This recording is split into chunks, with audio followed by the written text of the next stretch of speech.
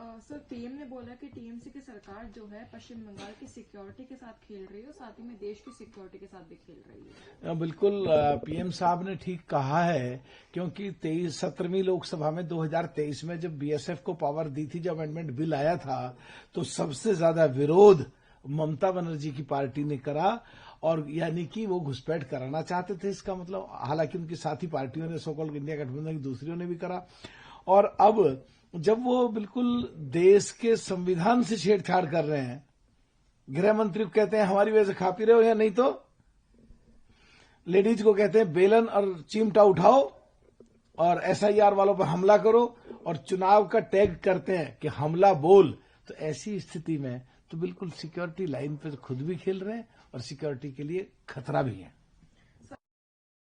ये भी बोला है कि अब बहुत जरूरी है कि पश्चिम बंगाल से टीएमसी का जंगल राज खत्म हो और भाजपा की गुड गवर्नेंस की सरकार आए। देखिए, बिल्कुल एकदम, जो पिछले दिनों लोग बहुत सफरर हैं, अगर वहां बाढ़ आती है, लोग भूखे मर रहे हैं, फंसे हुए बाढ़ में, लोग बीमारियों से मर रहे हैं, और वहां के जनप्रतिनिधि अगर दवाई और खाना लेके जाते हैं और वो उनका सर फोड़ देते हैं। एसआईआर होती है तो उनको बेलन और चिमटा से हमला बोलो करते हैं। अगर भ्रष्टाचार की कंप्लेंट आती है और ईडी के लोग वहां जाकर के करते हैं, तो उन्हें अपने डॉक्यूमेंट देने चाहिए, निर्दोष सिद्ध करना चाहिए, कागजों को छीन के ले जाते हैं। उससे पहले सीबीआई के लोग जांच करने गए थे, उनको पकड़ लिया और उल्टा उनके खिलाफ एफआईआर करा दिया। तो ऐसी स्थिति से लोग वहां त्रस्त हो गए हैं, इसलिए बदलाव तो वहां होगा ही, जो पीएम साहब ने कहा है। कि जो बीजेपी और शिवसेना का अलायंस इस समय महाराष्ट्र मुंबई में है, इसको लेकर उन्होंने कहा है कि जो उनका अलायंस है वो डरा हुआ है और उनको डर है कि कोई उनको किडनैप कर लेगा, थ्रेटन करेगा, हार्म करेगा, इसलिए उन लोगों ने अपने आप को कैप्टिव रखा है ताज होटल में। देखो किस तरह की बात, संजय राउत साहब हमारे साथी रहे हैं, साथी हैं, डीओपीटी स्टैंडिंग कमेटी में हम साथ थे, सांसद वो सांसद हम, किस तरह की बात कर रहे हैं।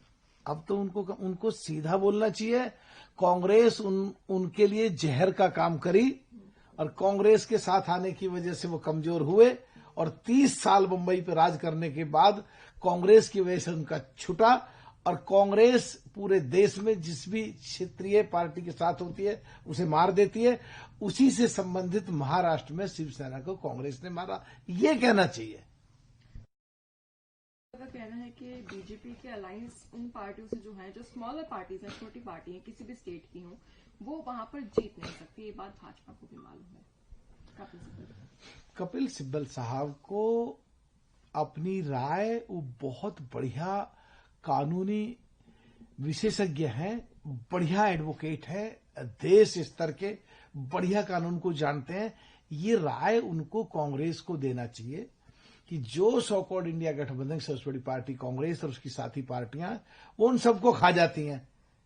इवन सिब्बल साहब को भी वहां से जाना पड़ा कांग्रेस से। तो उनको राय देनी चाहिए। जहां तक एनडीए की बात है, जहां तक भाजपा की बात है, जहां तक भाजपा के सहयोगियों की बात है, पूरे देश का कोई प्रदेश ऐसा नहीं जहां आपस में लड़ रहे हो, बढ़िया तरीके से इकट्ठे होकर लड़ते हैं, जीत के आते हैं।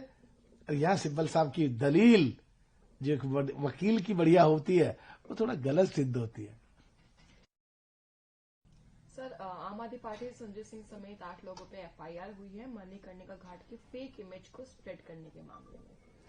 देखिए, जो अहिल्याबाई होलकर का जो मंदिर था, वहां उसके स्ट्रक्चर को कुछ टच हुआ है और चौड़ीकरण और सौंदर्यीकरण करा गया है। वो लोग अफवाह फैला रहे हैं कि जो अहिल्याबाई होलकर है, उनकी मूर्ति को डैमेज कर दिया और एक पिक्चर बना के और वो छोड़ दी और फ्लैश आउट कर दी सोशल मीडिया पे। अब उसके खिलाफ एफआईआर हुई है। वो कहते हैं कि साहब ये हमने असली है और गारंटी है हमारी। तुमको असली कहने का अधिकार किसने दे दिया? तुम अधिकृत किसने कर दिए?